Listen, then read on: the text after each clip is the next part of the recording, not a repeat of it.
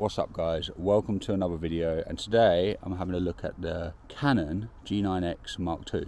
And I've had this camera a while. I've actually done a video on this beforehand, probably about 3 years ago now, and I just wanted to see whether it still stacks up against the cameras we've got in 2025.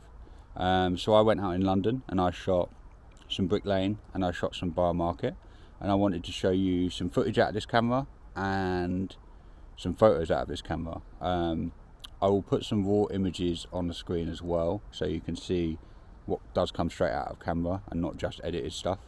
And most of the footage in this video will also be shot on this, but I would have added maybe my sort of like retro-y style LUT to it. But actually I will just put, right now, I'll just put a little bit of video on straight out of camera, no LUT, so you can see what it's capable of. But today I'm really talking about the photo aspect of this camera. Yeah, the photo aspect of this camera, because I went out and shot street with it, and you know, that's what I do. I didn't really go out to try and create a movie or anything like that.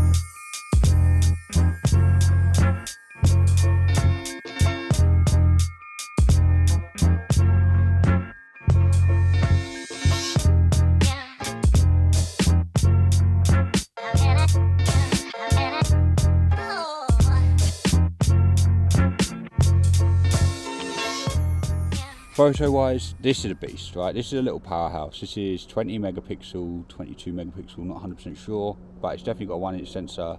It shoots raw, and we've got some manual controls on the top.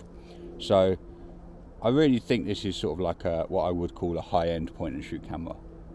You know, you've got some manual settings, so you can learn how to use a camera properly, and you know, that's the most important, or one of the most enjoyable things about photography is shooting in manual, isn't it? And it's learning how to create these images that we look at through settings when we're on the go in the street.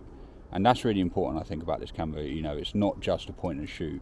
It does have manual settings that you can adjust, and you can sort of manipulate the images in camera. So I think it's really powerful. I love the fact it's got a little flash on it. You know, that's part of the reason why I bought the Ricoh GR2, because it had a flash. I didn't actually get any sort of flash images with it while I was out, which is a bit of a shame, but yeah, I do love the fact that you've got that option. 1-inch sensor, like I said, 20 odd megapixels, so you've got plenty of megapixels to maybe crop in a little bit in post if you want to, and it shoots raw.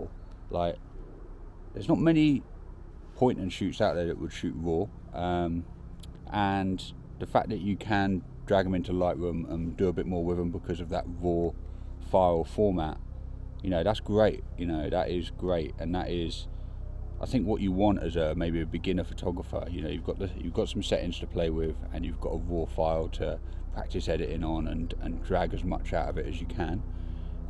So that's sort of like where I would aim this camera at. Someone who's maybe looking to get into some photography, they don't have maybe the biggest budget, and they don't want to spend maybe that much money on a street photography camera, you know, for whatever reason, whether it's security reason, not going out in the street with a really expensive camera, or whether it's they just don't want to spend too much straight away. I think this is great for you because it's powerful, and you can learn some settings, and you can play with some raw files in Lightroom, and you know, it's great. It goes down to f2, you know, obviously as you zoom in it goes up a bit, but you know, the color's really good straight out of camera. You know, and you can drag a shutter and have a bit of fun with it. So that's where I would aim this. If you're looking to buy something like this, that's what I would sort of say the target audience is with this. You know, I personally don't shoot much street on this. I pretty much haven't used it much since the last video, and the main reason for that personally is I love everything about it. The form factor is great. It's better than the Ricoh GR. It's actually a bit smaller. It is truly pocketable. So is the Ricoh GR. That's why I shoot with that. But You know, compared to an X100V, this, you know, this generally is pocketable. But the main reason I chose the Ricoh, or pick up the Ricoh more than this, is purely the fact that I can just set it to black and white and shoot, and I love shooting black and white. If this had some kind of simulation in it, where I could shoot straight out of camera black and white, I would use this a lot more. And that's the only thing that I can really say is negative about it. The rest of it, I love it, you know. And I'm looking back at these images before I sort of shot this intro and voiceover. I was like, fucking hell, it's a real powerhouse. Like, some of the images are really, really cool out of it. So yeah, don't be sort of like maybe put off by the sort of like maybe the colours. Like, some people like the look of that, but it looks like a bit of a hobbyist camera, maybe maybe a little bit of a holiday camera. Don't be put off by that. This is a real powerhouse for camera, and I think you can pick them up for around about sort of £300 to £400 now. They have jumped up in price. I originally bought this about 4 years ago for about £100 second hand. So they have jumped up in price a lot now, but like with all these sort of old cameras or old digicams, they do go up in price because, you know, they're sort of becoming fashionable and stuff like that again. But yeah, I can't recommend this camera enough, and I hope you've enjoyed looking at some of the images out of it and some of the footage. And yeah, thank you for tuning in. Let me know if you've got one of these.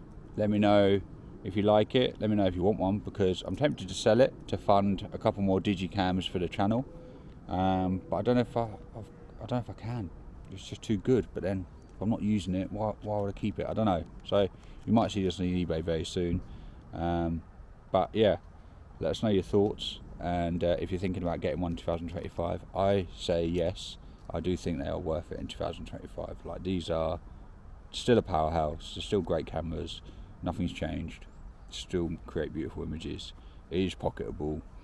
It's cheap compared to a lot of cameras these days, you know. And like I briefly mentioned in the last video, is it better than an iPhone as well? 100%. There's something about having a physical camera over an iPhone, you know, just puts you in the mindset of taking photos. And just looking at an iPhone, you don't think photos, you think phone. And going out and doing street photography with a phone just isn't the same as going out doing it with a camera, especially when you've got some settings to play with as well. So that's my take on it. Let me know what you think. Thanks for tuning in. I'll see you in the next one.